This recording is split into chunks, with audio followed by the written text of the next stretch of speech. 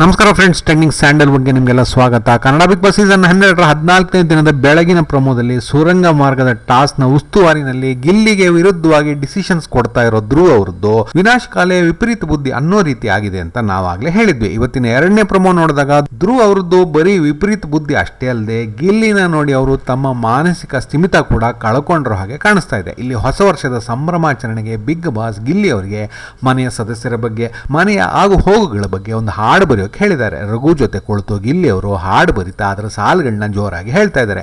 ನಾವು ಡೈಲಿ ಕುಡಿತೀವಿ ಹಾಲು, ಧ್ರುವ್ ಅವರೇ ಹೋಗಿ ಕ್ಲೀನ್ ಮಾಡಿ ಡೈನಿಂಗ್ ಹಾಲು ಅಂತ ಗಿಲ್ಲಿ ಹಾಡಿನ ಸಾಲುಗಳನ್ನ ಹೇಳ್ತಾ ಇದ್ದಾಗ ಅಲ್ಲೇ ಮುಂದೆ ಮಲಗಿದ್ದ ಧ್ರುವ್ ಅವರು ಅದಕ್ಕೆ ಖ್ಯಾತಿ ತೆಗಿತಾ ನನ್ನ ಹೆಸರು ಬಂದರೆ ಮಾತ್ರ ಸರಿ ಇರಲ್ಲ ಅಂತ ಅಂದಿದ್ದಾರೆ. ಇದಕ್ಕೆ ಸಿಟ್ಟಾಗಿರೋ ಗಿಲ್ಲಿ ಅವರು ನಾವು ಎಲ್ಲರ ಬಗ್ಗೆನೂ ಬರೀತಿದ್ದೀವಿ ಅಂತ ಅಂದರೆ ಅದಕ್ಕೆ ಕೆಂಡಾಮಂಡಲಾಗಿರೋ ಧ್ರುವ್ ಅವರು ನೀನು ಹೀಗೆಲ್ಲ ಆಡಿದ್ರೆ ಹರಿದು ಹಾಕ್ಬಿಡ್ತೀನಿ ಅಂತ ಬೆದರಿಕೆ ಹಾಕಿದ್ದಾರೆ. ಅದಕ್ಕೆ ಗಿಲ್ಲಿ ಅವರು ಕೂಲಾಗಿ ಹರಿದು ಹಾಕುವಂತ ಹಾಡು ಬರೆದಿರೋ ಹಾಳೆನ ಧ್ರುವ್ಗೆ ಕೊಟ್ಟಿದ್ದಾರೆ.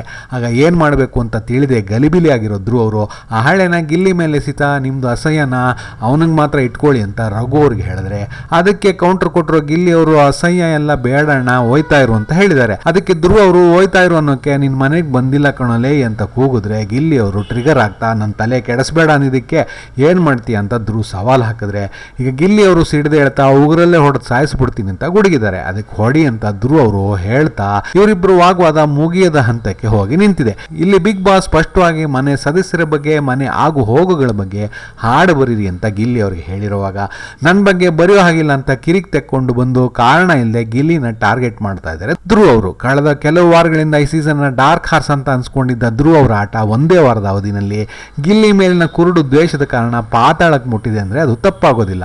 ಇದು ಧ್ರುವ್ ಅವರ ಆಟದ ಕೊನೆಯ ಕ್ಷಣಗಳನ್ನ ಸೂಚನೆ ಮಾಡ್ತಾ ಇದ್ರೆ ಒಂದು ಸಿನಿಮಾದ ಕ್ಲೈಮ್ಯಾಕ್ಸ್ನಲ್ಲಿ ಹೀರೋಗೆ ಬೇಕಾಗಿರೋ ಎಲಿವೇಶನ್ ಕೊಡೋದಕ್ಕೆ ವಿಲನ್ಗಳು ಮನುಷ್ಯತ್ವ ಮರೆತು ಅವರ ಕ್ರೌರ್ಯ ತಾರಕಕ್ಕೆ ಮುಟ್ಟಿದಾಗ ಹೀರೋ ಅದನ್ನೆಲ್ಲ ಹಿಮ್ಮೆಟ್ಟಿಸಿ ಮಟ್ಟ ಹಾಕಿ ವಿಜಯ ದುದುಂಬಿ ಮುಳುಗಿ ಪಟ್ಟಾಭಿಷೇಕ ಮಾಡಿಸ್ಕೊಳ್ಳೋಕೆ ವೇದಿಕೆ ಸಜ್ಜಾಗಿದೆ ಅಂತಲೇ ಹೇಳ್ಬೋದು. ಆಗಲೇ ಕ್ಲೈಮ್ಯಾಕ್ಸ್ ರೋಚಕ ಅನಿಸೋದು, ಅದ್ಭುತವಾದ ಸಿನಿಮಾ ನೋಡಿದ ತೃಪ್ತಿ ವೀಕ್ಷಕರಿಗೆ ಸಿಗೋದು, ಒಬ್ಬ ಹೀರೋ ಸೂಪರ್ ಸ್ಟಾರ್ ಆಗೋದು. ಮುಂದಿನ ವಿಡಿಯೋದಲ್ಲಿ ಸಿಗೋವರೆಗೂ ಬಾಯ್ ಫ್ರೆಂಡ್ಸ್.